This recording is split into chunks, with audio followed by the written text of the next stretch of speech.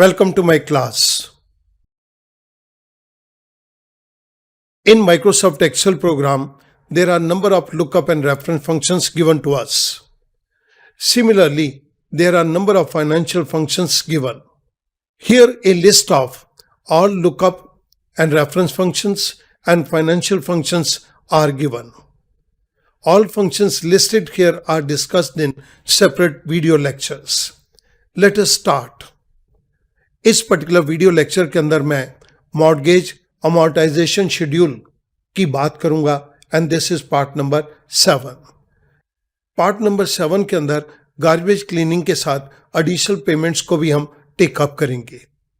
आइएगा मूव करते हैं एक क्वेश्चन की तरफ.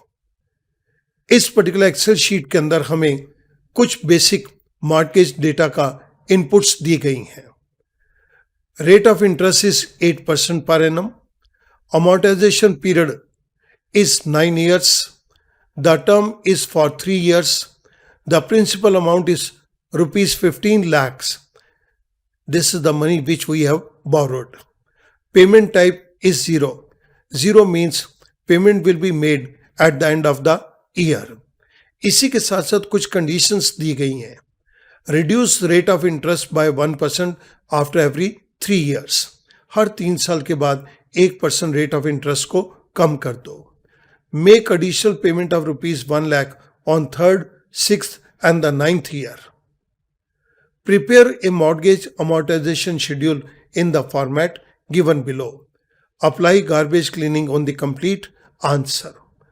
यहां पर हमें एडिशनल पेमेंट को भी टेकअप करना है और गार्बेज क्लीनिंग को भी इंप्लीमेंट करना है along with the adjustment of rate of interest.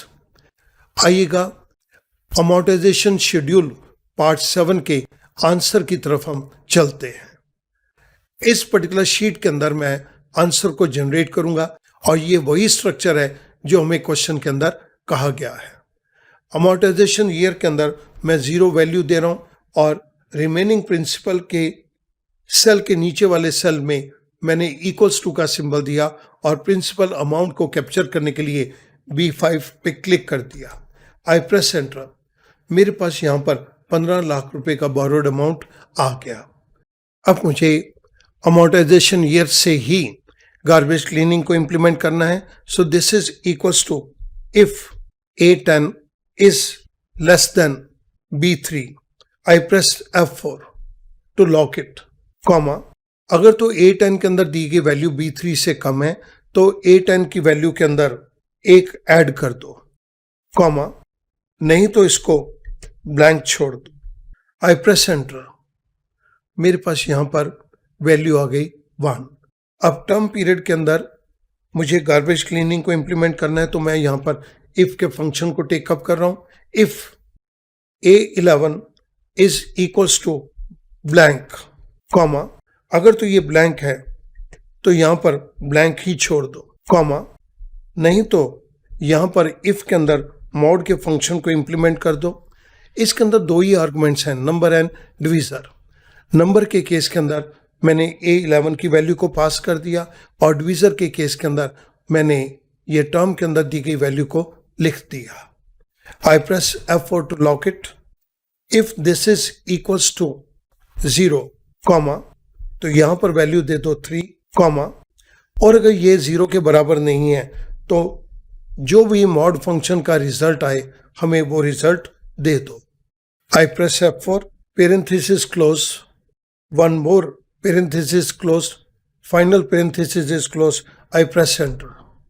Student आप देख रहे हैं कि मेरे पास अमॉर्टाइजेशन ईयर के अंदर 1 है और टर्म पीरियड के अंदर भी 1 है. मैंने इन दोनों को सिलेक्ट करके नीचे ड्रैग डाउन कर दिया. मैं देखना चाहता हूं क्या ये ठीक आंसर आ रहा है या नहीं है. ये बिल्कुल परफेक्ट आंसर हमारे पास आ रहा है. अब मैं रेट ऑफ इंटरेस्ट के ऊपर गार्बेज क्लीनिंग को इंप्लीमेंट करूंगा. If A11 is equals to blank, comma, तो इसको ब्लैंक ही छोड़ दो, comma. I introduce one more if A11 is greater than equals to 7, comma, तो यहां पर 6% दे दो, कॉमा. नहीं तो चेक करो if A11 is greater than equals to 4, comma, तो यहां पर 7% दे दो, कॉमा, नहीं तो 8% दे दो, parenthesis close, first, second and the final one. I press enter. मेरे पास यहां पर एक वैल्यू आ गई 8%। मैं इसको नीचे ड्रैग कर रहा हूं, ये वैल्यूज भी मेरे पास बिल्कुल ठीक आ गई। टर्म पीरियड 3 इयर्स का है, 3 साल के बाद 1% रेट कम हो रहा है। टोटल 9 इयर्स हैं, तो ये हमारे पास आंसर आ गया। NPER, this is equals to if A11 is equals to blank, comma, तो इसको ब्लैंक ही छोड़ दो, कॉमा, अदरवाइज चेक करो। उसके लिए मैंने इफ फंक्शन को इंट्रोड्यूस कर दिया। If A11 is greater than equals to 7, comma, तो यहां पर 3 दे दो, कॉमा, नहीं तो चेक करो एक और इफ फंक्शन के साथ। If A11 is greater than equals to 4, comma, तो यहां पर 6 दे दो, कॉमा, अदरवाइज 9 दे दो, parenthesis close, first, second and final one. I press enter. मेरे पास NPER 9 इयर्स का आ गया। मैंने इसको नीचे ड्रैग किया।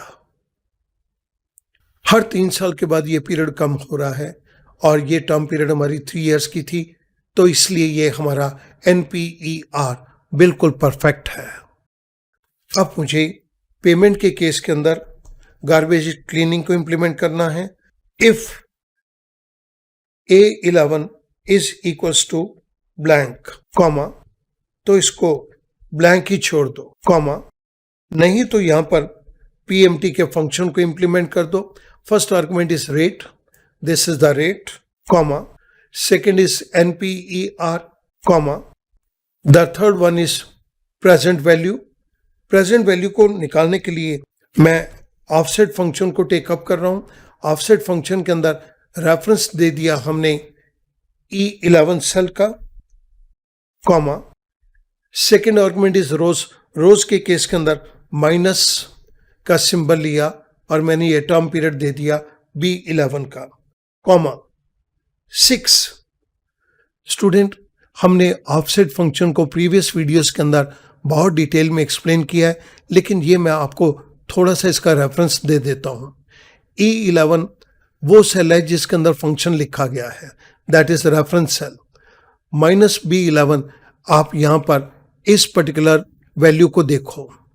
B11 के अंदर वैल्यू दी गई है 1, यहां पर 1 रो ऊपर चले जाओ। E11 के ऊपर की रो है E10, E10 पे चले जाओ और वहां से 6 राइट साइड के ऊपर सेल पे मूव कर जाओ। First, second, third, fourth, fifth and 6 के अंदर जो वैल्यू दी गई है उस वैल्यू को निकाल के लेके आओ, पेरेंथेसिस क्लोज, कॉमा। PMT के फंक्शन के अंदर नेक्स्ट आर्गुमेंट है future value. Future value is not given to us और ये ऑप्शनल आर्गुमेंट है, तो मैं इसको स्किप करने के लिए एक कॉमा लगा देता हूं। Last argument is type. Type के केस के अंदर हमें पहले ही कहा गया है पेमेंट टाइप इज 0, तो मैंने B6 के ऊपर क्लिक कर दिया। I press F4। I close parenthesis first and second. I press enter. मेरे पास यहां पर इंस्टॉलमेंट का अमाउंट कैलकुलेट होके आ गया। Now I need to calculate the principal amount. This is equals to if A11 is equals to blank, comma, तो इसको blank ही छोड़ दो, कॉमा, नहीं तो यहां पर PPMT के फंक्शन को इंप्लीमेंट कर दो। First argument is rate C11, comma, second argument is पर is B11, comma, the third argument is NPER, number of period, that is D11, comma, the fourth argument is present value। Present value को निकालने के लिए again offset के function को हम take up करेंगे। Parenthesis start, reference is of E11 cell number, comma, row is minus B11, comma, column is 6 parenthesis close comma PPMT के अंदर next argument is future value. ये ऑप्शनल है और हमें इसकी वैल्यू भी नहीं दी गई, तो मैं इसको स्किप करने के लिए एक कॉमा लगा देता हूं। And the last argument is type. Payment type के केस के अंदर मैंने ये 0 को सिलेक्ट कर दिया, I press F4, parenthesis close, final parenthesis close, I press enter. मेरे पास प्रिंसिपल अमाउंट 1,20,119 रुपीज 56 पैसा आ गया। Now I need to calculate the interest amount. Interest amount के केस के अंदर भी हम गार्बेज क्लीनिंग से स्टार्ट करेंगे। If A11 is equals to blank comma, तो यहां पर ब्लैंक छोड़ दो कॉमा, नहीं तो IPMT के फंक्शन को यहां पर इंप्लीमेंट कर दो। The first argument is rate comma, second argument is per comma, the third argument is NPER, number of periods comma, the fourth argument is present value। इसके लिए हम एक बारी फिर से ऑफसेट के फंक्शन को टेकअप करेंगे और रेफरेंस के अंदर हमने E11 सेल का रेफरेंस दे दिया कॉमा। रोज के केस के अंदर मैं ये 1 को टेकअप करना चाहता हूं, सो this is minus B11 comma. Column के केस के अंदर मैंने 6 वैल्यू दे दी, पेरेंथेसिस क्लोज, ये मेरा ऑफसेट फंक्शन यहां क्लोज हो गया comma. The next argument in the case of IPMT function is future value. ये ऑप्शनल आर्गुमेंट है और हमें कोई वैल्यू नहीं दी गई, मैं इसको स्किप करने के लिए एक कॉमा लगा रहा हूं। And the last argument is type. Type के केस के अंदर पेमेंट टाइप में मैंने 0 पे क्लिक कर दिया, I press F4, parenthesis close first और फाइनल पेरेंथेसिस को हमने क्लोज कर दिया, आई प्रेस एंटर। मेरे पास यहां पर इंटरेस्ट अमाउंट कैलकुलेट हो गया। Now I need to calculate the cumulative principal amount. This is equals to if A11 is equals to blank comma, तो इसको ब्लैंक ही रहने दो कॉमा, नहीं तो यहां पर सम के फंक्शन को इंप्लीमेंट कर दो, सम F11 colon F11। First F11 को मैंने F4 प्रेस करके लॉक कर दिया और सेकंड F11 को हम रिलेटिव रेफरेंस में ही रहने देंगे। I close parenthesis, I close the final parenthesis, I press enter. मेरे पास यहां पर क्यूमुलेटिव प्रिंसिपल का अमाउंट निकल कर आ गया। Now I need to calculate the cumulative interest amount. This is equals to if A11 is equals to blank comma, तो इसको ब्लैंक ही छोड़ दो कॉमा, नहीं तो यहां पर सम के फंक्शन को इंप्लीमेंट कर दो, G11 कॉलन G11। मैंने फर्स्ट G11 को एब्सोल्यूट रेफरेंस के अंदर कन्वर्ट कर दिया और सेकंड G11 को हम रिलेटिव रेफरेंस में ही रहने देंगे। I close the final parenthesis, I press enter. मेरे पास क्यूमुलेटिव इंटरेस्ट का अमाउंट निकल कर आ गया। Now we need to calculate the additional payment, लेकिन एडिशनल पेमेंट के लिए हमें ऊपर कंडीशन दी गई है 3rd, 6th और 9th ईयर के अंदर ही ये पे किया जाएगा। एडिशनल पेमेंट के लिए भी मैं इफ के फंक्शन को इंप्लीमेंट करूंगा।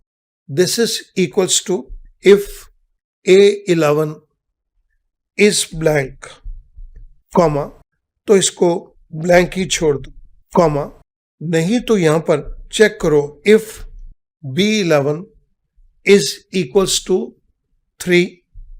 अगर तो ये 3 के इक्वलेंट है तो यहां पर 1 लाख एंटर कर दो कॉमा, और अगर नहीं है तो इसको 0 एंटर कर दो। आई close the first parenthesis, I close the final parenthesis, I press enter.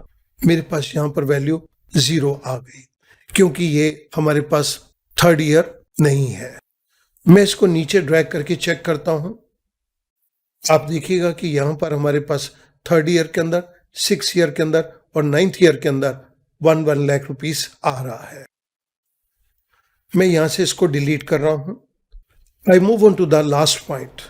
This is equals to if A11 is equals to blank comma, तो इसको ब्लैंक ही छोड़ दो कॉमा, नहीं तो K10, I press F4, plus H11 minus J11 parenthesis close, I press enter.